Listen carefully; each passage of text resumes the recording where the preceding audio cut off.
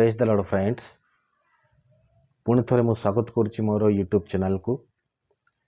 यह हूँ आमर आलोचनार विषय वस्तु जे फेब्रुआरी मास कहीं 28 और 29 तारीख विशिष्ट है से सब्जेक्टर यह हूँ द्वितीय भाग। पे माने मोर रिक्वेस्ट दयाकोरी आपण मैंने ध्यान सहित शुणु। मोर विश्वास आज वीडियोटा निहाती बहुत इंटरेस्टिंग हम कहीं पूर्व वीडियो अपेक्षा ए वीडियो आमने बाइबल बहुत गभीर विषय को मैंने आलोचना करबा, गभीर विषय आमने चर्चा करबा। तो फ्रेंड्स चलतु आमने आमर चर्चार विषय आड़ को आगेबा। आज चर्चा होची अर्थात आज चर्चा मैंने स्टार्ट करबा दिन ठारो, अर्थात दिन कि प्रकार है। पूर्व वीडियो आम आलोचना करूँ कि पृथ्वी तार अक्षपथरे थरे घूरी आसवाक आम गोटे दिन कही था, अर्थात गोटे राति गोटे दिन है आम गोटे दिन हिसाब से नहीं था। तो एमिति सी अर्थात पृथ्वी जितेबले 30 कि 31 थर घूरे सेतेबेले गोटे मास होता है। 30-31 दिन से निज चारिपटे घूरवा सहित सूर्यर चतुष्पार्श्व मध्य पृथ्वी घूरिकी आसी थाए, अर्थात पर्याय क्रमे पृथ्वी सूर्यर चारिपटे घूरवा को 12 मास समय नहीं थाए। जो 12 मास की केबे 30 दिन आउ केबे 31 दिन विशिष्ट होता है। जमती कि आपण माने जानी थे निहाती जुलाई और अगस्त मास, जुलाई भी 31 दिन विशिष्ट अटे आ अगस्त भी 31 दिन विशिष्ट अटे। किंतु पर्याय क्रम आने एमिति भी हिसाब करि थाउ, जदि जनवरी 31 दिन विशिष्ट तबे फेब्रुआरी 30 दिन, किंतु से तो 28 और 29 तारीख में सीमित हो जाए थाए। किंतु ता परवर्ती समय मानक मार्च जदि 31 हम तबे एप्रिल 30 दिन विशिष्ट हम, एप्रिल जितेबाला 30 दिन विशिष्ट हम, मे 31 दिन विशिष्ट हम, मे 31 दिन विशिष्ट हेले जूनटा हम 30 दिन विशिष्ट। तो ए प्रकार गोटे अनियमितता भितरे मास गढ़ी चली।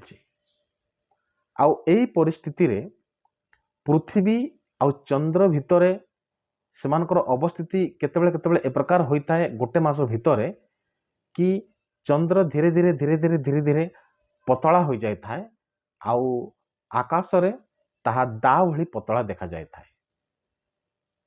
आउ केबे केबे संपूर्ण मात्रा रे देखा भी जाई न थाए। ताको आमे अमावास्या बोली कहि थाउ। आउ 15 दिन परे चंद्र पुणी पूरा चंद्र हमको देखा मिली थाए, तो ताको आमे कहि थाउ पूर्णिमा। तो ए सबू केमिति हैला आ कि प्रकार हैला से विषय होची आज आमर आलोचनार विषय। केवल सेतिकी नुहे, ता सहित पृथ्वी रे जो प्रकार भाव में वर्षा ग्रीष्म शीत अनेक प्रकार 6 ऋतु आमे अनुभव करि थाउ, ताहा भी कि प्रकार आमे पृथ्वी रे ताकू देखि थाउ आ अनुभूत पृथ्वी रे हेई थाए, से विषय मध्य आमे किछि मात्रा रे संक्षेप रे आलोचना करिबा। तो गोटे वर्ष रे आमने अनेक समय 365 दिन देखि थाउ, आ 4 वर्ष परे ता 366 दिन विशिष्ट भी हो जाए था। कहीं फेब्रुआरी मास 28 रु 29 दिन होता है, से वर्षर शेष में जो गणना कर जाए 366 दिन होता है। आउ गोटे विषय अपन मैंने निहाती जानी कि पृथ्वी तार उत्तर मेरु रे 23 अध डिग्री ढलिकी रही। जमती कि आपण माने स्क्रीन रे देखुथिबे पृथ्वी 90 डिग्री हिसाब से सीधा तार अवस्थिति से नाही, से टिके ढलिकी रही, जहाकू आकाश विज्ञानी माने 23 डिग्री अधे ढलिकी रही बोली कहती। किंतु विषुववृत्त संबंध रे जो कक्षपथ जदि आमे ताकू तार बैलेंस को देखिबा, तार अवस्थिति को देखिबा, सेतेबेले केंद्र बिंदु रे अर्थात कक्षस्थल रे से 66 अधे डिग्री रे कोण सृष्टि करिकरी अवस्थिति करि थाए। तो ए प्रकार गोटे अनियमितता कि प्रकार पृथ्वीर घूर्णन आ सौरमंडल रे देखा गला ବାସ୍ତବରେ ମୋର ପ୍ରିୟମାନେ ଗୋଟେ ଆଲୋଚନାର ବିଷୟ ଅଟେ। ତ ଏସବୁ ବ୍ୟତିକ୍ରମ, ଏସବୁ ଅନିୟମିତତା କାହିଁକି ଆଉ କି ପ୍ରକାର ଭାବରେ ହେଲା, ଅବଶ୍ୟ ତାହା ଆମେ କେବେ ଚିନ୍ତା କରିନାହୁଁ। କିନ୍ତୁ ଆଜି ମାନଙ୍କୁ ଚିନ୍ତା କରିବାକୁ ପଡ଼ିବ ଯେ ଏ ପ୍ରକାର ପରିସ୍ଥିତି ସୃଷ୍ଟି ହେଲା କେବେଠାରୁ ଆଉ କାହିଁକି। ବିଜ୍ଞାନ ତ କହେ କି ସୂର୍ଯ୍ୟ ଯେ ପ୍ରକାର ଭାବରେ ପୃଥିବୀକୁ ଆକର୍ଷଣ କରିଛି, ପୃଥିବୀ ମଧ୍ୟ ସୂର୍ଯ୍ୟ ଆଡ଼କୁ ନ ଯାଇ ସେ ନିଜ ଜାଗାରେ ସ୍ଥଗିତ ରହିବା ପାଇଁ ବୋଲି ସେ ବି ତାର ଆକର୍ଷଣକୁ ବଜାୟ ରଖିଛି, ଯାହାକୁ ଇଂରାଜୀରେ କୁହାଯାଏ ଇଭେଣ୍ଟିଫ୍ରୁଗାଲ ଫୋର୍ସ। ଅର୍ଥାତ୍ ସୂର୍ଯ୍ୟ ଆଡ଼କୁ ନ ଯାଇ, ସୂର୍ଯ୍ୟର ଆକର୍ଷଣରେ ସୂର୍ଯ୍ୟ ଆଡ଼କୁ ନ ଯାଇ ସେ ନିଜେ କ'ଣ କରିଛି ନା ପଛକୁ ଢଳିକି ରହିଯାଇଛି। ସେଥିପାଇଁ ଆକାଶ ବିଜ୍ଞାନୀ ମାନେ କହନ୍ତି କି ପୃଥିବୀ 23 ଡିଗ୍ରୀ ଅଧେ ଢଳିକି ରହିଛି। ତ ଏ ପ୍ରକାର ପରିସ୍ଥିତି ହେଲା କାହିଁକି? ମୋର ପ୍ରିୟମାନେ, ଏ ସମସ୍ତ ପ୍ରଶ୍ନର ଉତ୍ତର ଯଦି ଆମେ ପାଇବା ପାଇଁ ଚେଷ୍ଟା କରିବା, ତେବେ ସୃଷ୍ଟିର ବିବରଣ ଆଡ଼କୁ ଆମକୁ ଚାଲିଯିବାକୁ ହେବ। ଆମେ ଚାଲିଯିବା ଆଦି ପୁସ୍ତକ ତାର 1 ପର୍ବର 1 ଏବଂ 2 ଅଂଶ ଆଡ଼କୁ। ଏଠାରେ ଏ ପ୍ରକାର ଲେଖାଯାଏ, ଆଦ୍ୟରେ ପରମେଶ୍ୱର ଆକାଶମଣ୍ଡଳ ଓ ପୃଥିବୀର ସୃଷ୍ଟି କଲେ। ପୃଥିବୀ ନିର୍ଜନ ଓ ଶୂନ୍ୟ ଥିଲା, ଆଉ ଗଭୀର ଜଳ ଉପରେ ଅନ୍ଧକାର ଥିଲା। ପୁଣି ପରମେଶ୍ୱରଙ୍କର ଆତ୍ମା ଜଳ ଉପରେ ବ୍ୟାପ୍ତ ଥିଲେ। ବହୁତ ସୁନ୍ଦର କଥାଟେ ମୋର ପ୍ରିୟମାନେ। ପରମେଶ୍ୱର ଯେତେବେଳେ ଆକାଶମଣ୍ଡଳ ଓ ପୃଥିବୀକୁ ସୃଷ୍ଟି କଲେ, ଆଦି ପୁସ୍ତକ ତାର 1 ପର୍ବର 1 ଏବଂ 2 ପଦ ଅନୁସାରେ ଆକାଶମଣ୍ଡଳ ଓ ପୃଥିବୀର ସୃଷ୍ଟି କଲେ ଏବଂ ପୃଥିବୀ ନିର୍ଜନ ଓ ଶୂନ୍ୟ ଥିଲା। ପରମେଶ୍ୱରଙ୍କର ସୃଷ୍ଟି କ'ଣ କେବେ ନିର୍ଜନ ଓ ଶୂନ୍ୟ ହୋଇପାରେ? ଯିଶାୟ ତାର 45 ପର୍ବର 18 ପଦରେ ଲେଖାଯାଏ କି ପରମେଶ୍ୱର ପୃଥିବୀକୁ ବାସ ଶୂନ୍ୟ ହେବା ନିମନ୍ତେ ସେ ସୃଷ୍ଟି କରିନାହାନ୍ତି। ପରମେଶ୍ୱର ପୃଥିବୀକୁ ବସବାସ କରିବା ପାଇଁ ସୃଷ୍ଟି କଲେ। କିଛି ଲୋକମାନଙ୍କୁ, କିଛି ବିଷୟବସ୍ତୁକୁ ପୃଥିବୀରେ ରହିବା ପାଇଁ ସେ ପୃଥିବୀକୁ ସୃଷ୍ଟି କଲେ। ଆମେ ଯଦି ଆୟୁବ ପୁସ୍ତକକୁ ଚାଲି ଯାଉ, ତେବେ ଆୟୁବ ପୁସ୍ତକ ତାର 38 ପର୍ବର 4 ଏବଂ 5 ପଦରେ ଏ ପ୍ରକାର ଲେଖାଯାଏ, ପରମେଶ୍ୱର ଯେତେବେଳେ ପୃଥିବୀକୁ ସୃଷ୍ଟି କଲେ, ପ୍ରଥମେ ସେ ପୃଥିବୀର ଫାଉଣ୍ଡେସନକୁ ସେ ପ୍ରସ୍ତୁତ କଲେ। ଆମେ ଯେତେବେଳେ ଆମର ଘର କିମ୍ବା କୌଣସି ବିଷୟକୁ ଆମେ ତିଆରି କରୁ, ନିର୍ମାଣ କରିବାକୁ ଯାଉ, ସେତେବେଳେ ପ୍ରଥମ କରି ଆମେ ଘରର ଦୃଢ଼ୀଭୂତ ପାଇଁ, ଘରର ଷ୍ଟ୍ରଙ୍ଗ ପାଇଁ, ଘର ଯେମିତିକି ଆଗକୁ କିଛି ଘରର କ୍ଷତି ନ ହେବ, ସେଥିପାଇଁ ଆମେ ପ୍ରଥମେ ତାର ଫାଉଣ୍ଡେସନକୁ, ଭିତ୍ତିମୂଳକୁ ବହୁତ ଷ୍ଟ୍ରଙ୍ଗ କରିକି ଆମେ ବନେଇଥାଉ। ଦ୍ୱିତୀୟ କଥା, ଘରର ମାପକୁ ଆମେ ବହୁତ ସଠିକ ମାତ୍ରାରେ ରଖିଥାଉ। କେତେ ଚଉଡ଼ା ହେବ, କେତେ ଲମ୍ବା ହେବ, କେଉଁଟା ହଲ୍ ହେବ, କେଉଁଟା ବେଡରୁମ୍ ହେବ, କେଉଁଠି ଆମେ ବାଥରୁମକୁ ରଖିବା, କେଉଁଠି କିଚେନକୁ ରଖିବା, ଏ ସମସ୍ତ ବିଷୟ ସବୁ ଆମେ ବହୁତ ସତର୍କତାର ସହିତ, ବହୁତ ବଡ଼ ଯୋଜନା କରି ଆମେ ଘରକୁ ତିଆରି କରିଥାଉ। ଆମେ ମଣିଷ ଯେତେବେଳେ ଏ ପ୍ରକାର ବୁଦ୍ଧିର ସହିତ କାମ କରୁ, ପରମେଶ୍ୱର ଯିଏକି ସର୍ବସିଦ୍ଧ ପରମେଶ୍ୱର, ଯାହାଙ୍କର କଥାରେ କି ସୃଷ୍ଟି ହୁଏ, ସେ ପରମେଶ୍ୱର କ'ଣ ପୃଥିବୀକୁ ନିର୍ଜନ ଓ ଶୂନ୍ୟ କରିକି ସୃଷ୍ଟି କଲେ, ଯାହାକୁ ଇଂରାଜୀ ବାଇବଲରେ କେଓସ୍ ଶବ୍ଦ ବ୍ୟବହାର କରାଯାଇଛି, ଅର୍ଥାତ୍ ଅବ୍ୟବସ୍ଥିତ ଭାବରେ ପୃଥିବୀ ଥିଲା। ଆଉ ଯଦି ଆମେ ଟିକେ ସରଳ ଭାବରେ ବୁଝିବାକୁ ଯାଉ, ତେବେ ସରଳ ଭାଷାନ୍ତର ହୋଇଥିବା ଇଂରାଜୀ ବାଇବଲରେ ତାକୁ ଫର୍ମଲେସ୍ ବୋଲି କୁହାଯାଏ, ଅର୍ଥାତ୍ ଆକୃତିହୀନ। ଅର୍ଥାତ୍ କହିବାକୁ ଗଲେ ପୃଥିବୀ ଗୋଟେ ଖଣ୍ଡିଆ ଖାବର ଅବସ୍ଥାରେ ଥିଲା, ଗୋଟେ ଅବ୍ୟବସ୍ଥିତ ଆକାରରେ ଥିଲା। ତାର ଚଉଡ଼ା, ତାର ପ୍ରସ୍ଥ, ତାର ଲମ୍ବା किछि भी तार गोटे किछि परिसीमा नथिला। ए प्रकार गोटे अव्यवस्थित भाव पृथ्वी पड़ीथिला। मोर प्रिय माने आपण माने कोन विश्वास करूछंती कि परमेश्वरंकर सृष्टि रे पृथ्वी ए प्रकार गोटे आकृतिहीन अव्यवस्थित और बासशून्य होकर परमेश्वर सृष्टि करथिबे? जिसा संपूर्ण मात्रा रे प्रमाण सिद्ध करी से कहउछंती।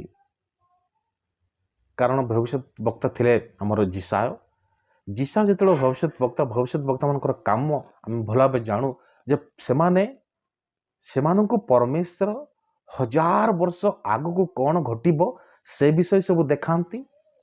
आ 1000 वर्ष पूर्वर कौन घटी से विषय मध्य से मानक देखांती परमेश्वर। कहीं से समय समग्र पृथ्वी पाई गोटे मेजर भविष्य वक्ता रोते जहाँ सहित कि परमेश्वर कथोपकथन करते परमेश्वर ठारू सीधा से निकट वाक्य आसूला मनीष समाज मध्य परमेश्वर वाक्य को प्रकाश करुले। परमेश्वर तांकु देखैछंती 1000 वर्ष पूर्व जहाँ हेइथिला कि परमेश्वर कि प्रकार भाव पृथ्वी को सृष्टि करथिले। 45 पर्वर 18 पदर आपण माने भलो करी पढंतु। सेठार ए प्रकार भाव संपूर्ण मात्रा रे परिष्कार भाव लिखा जाए कि परमेश्वर जेतेबेले पृथ्वी को सृष्टि कले से बास शून्य करके सृष्टि करनांती। केही न रहंतु ए प्रकार भाव पृथ्वी को सृष्टि करनांती। कि प्रकार भाव पृथ्वी को सृष्टि कले लोक माने सिटी बसवास करि परिबे, कामदाम करि परिबे, परिश्रम करी घर तैयारी करी विभिन्न कार्य करि परिबे। ए सबु सुव्यवस्था मध्य परमेश्वर पृथ्वी को सृष्टि कले। मोर प्रिय माने आदि पुस्तक तार 1 पर्वर 1 पदरे परमेश्वर जो पृथ्वी कथा कहउछंती 1 पर्वर 2 पदर जो पृथ्वी कथा कहा जायछि ताहा सही पृथ्वी नुहे जो पृथ्वी की 1 पर्वर 1 पदरे कहा जायछि। 1 पर्वर 2 पदरे जो पृथ्वी कथा वर्णना करा जायछि परमेश्वर सृष्टि करथिबा सही पृथ्वी ही ता अटे, किंतु ताहा संपूर्ण मात्रा रे अव्यवस्थित भावर अछि, शून्य अछि। किछि गोटे अघटन घटिछि जो द्वारा पृथ्वी संपूर्ण मात्रा रे बिगड़ी जाइछि, अर्थात खंडिया खबरा हे जाइछि। सेटार आउ केही नहांती, किछि गोटे घटिछि।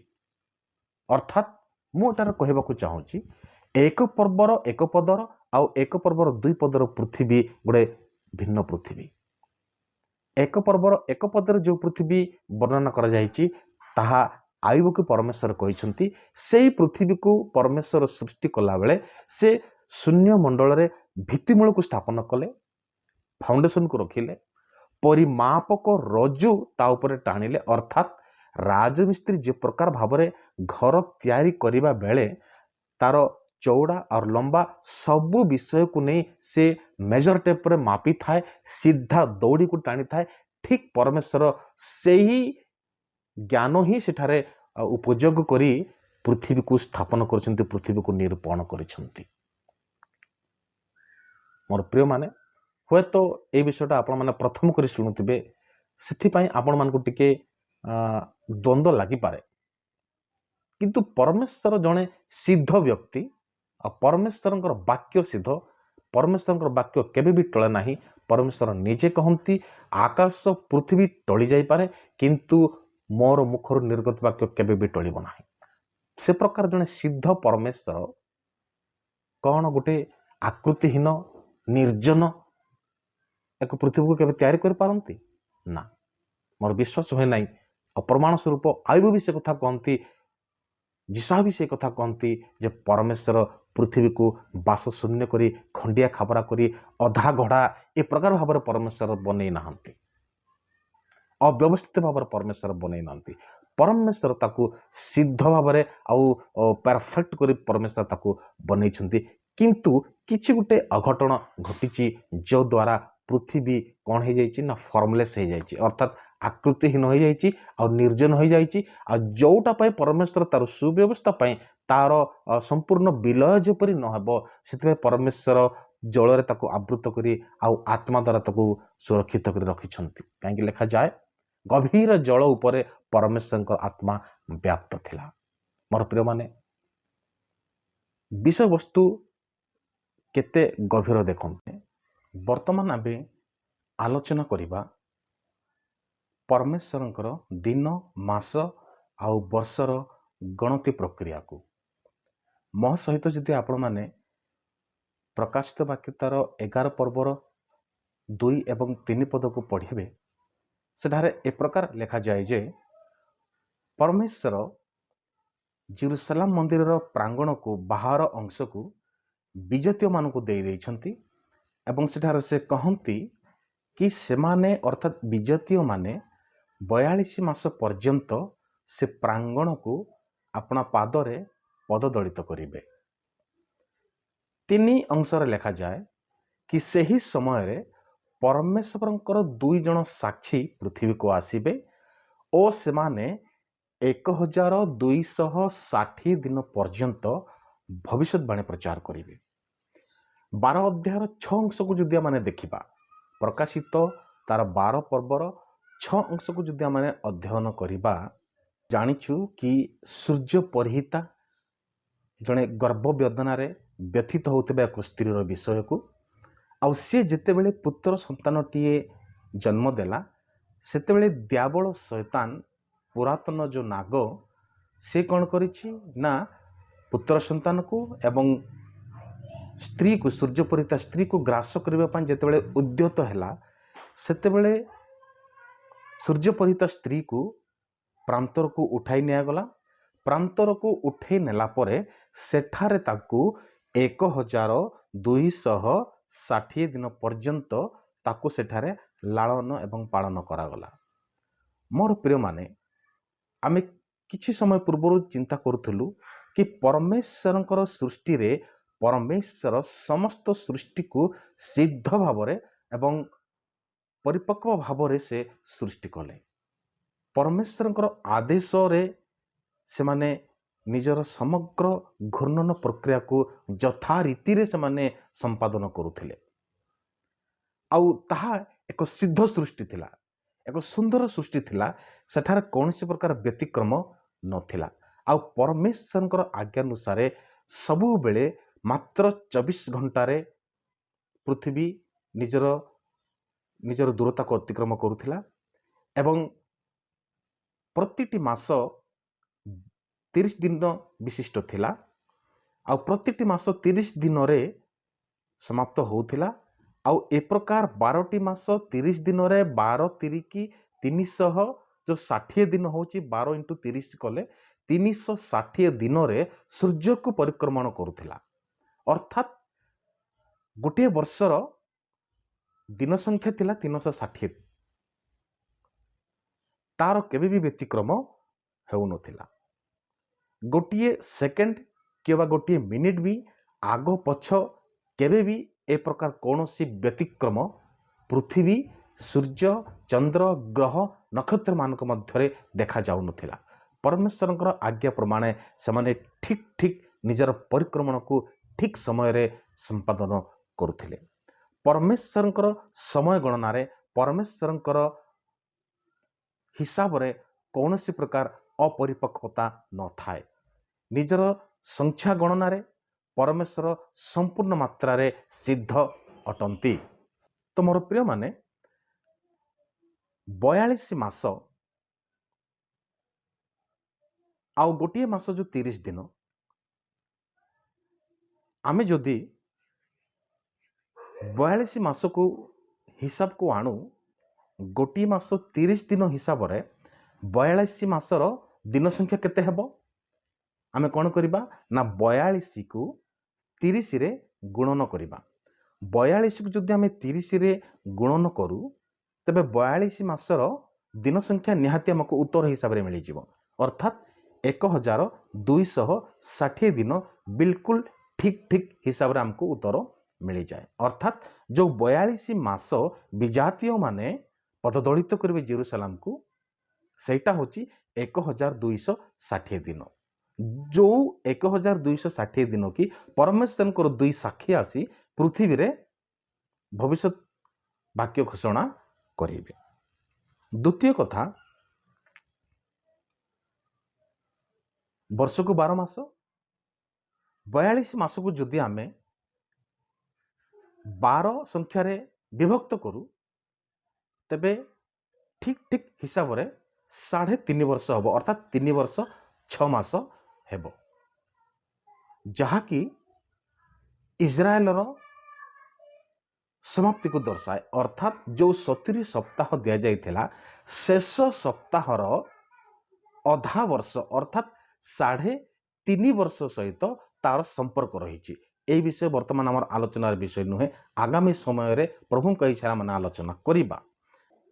ଆଉ ଯଦି ଆମେ 1260କୁ 1 ମାସ ଯେଉଁ 30 ଦିନ ହୁଏ, ସେଇ 30 ଦିନରେ ଯଦି ଆମେ 1260 ଦିନକୁ ବିଭକ୍ତ କରୁ, ତେବେ ଠିକ୍ ଠିକ୍ ହିସାବରେ 42 ମାସର ସଂଖ୍ୟା ଆମକୁ ମିଳିଯାଏ। ମୋର ପ୍ରିୟମାନେ, ଏଠାରେ ଆମେ ଦେଖୁଛୁ 42 ମାସ 1260 ଦିନ ଅର୍ଥାତ୍ 1260 ଦିନ, ଆଉ ଇସ୍ରାଏଲ ନିମନ୍ତେ ରଖାଯାଇଥିବା 3.5 ବର୍ଷର କି ପ୍ରକାର ଏକ ସୁନ୍ଦର ସାମଞ୍ଜସ୍ୟ ଏଠାରେ ଆମେ ଦେଖିବାକୁ ପାଉଛୁ। ପରମେଶ୍ୱର ନିଜ ଗଣନାରେ ସମ୍ପୂର୍ଣ୍ଣ ମାତ୍ରାରେ ପରିପକ୍ୱ ଅଟନ୍ତି, ତାଙ୍କର ଗଣନାରେ କେବେ ବି ଭୁଲ ହୁଏ ନାହିଁ। ଆଉ ସେଇ ଯେଉଁ କ୍ୟାଲେଣ୍ଡର ସିଦ୍ଧ ପୃଥିବୀକୁ ନେଇକରି ତିଆରି କରିଛନ୍ତି, ସେଇ ସଂଖ୍ୟା ଦ୍ୱାରା, ସେହି ଗଣନା ଦ୍ୱାରା ହିଁ ସେ ପୃଥିବୀରେ ଲୋକମାନଙ୍କ ସହିତ ବ୍ୟବହାର କରନ୍ତି, ଆଉ ଇସ୍ରାଏଲ ସହିତ ମଧ୍ୟ ସେ ପ୍ରକାର ସେ ବ୍ୟବହାର କରନ୍ତି।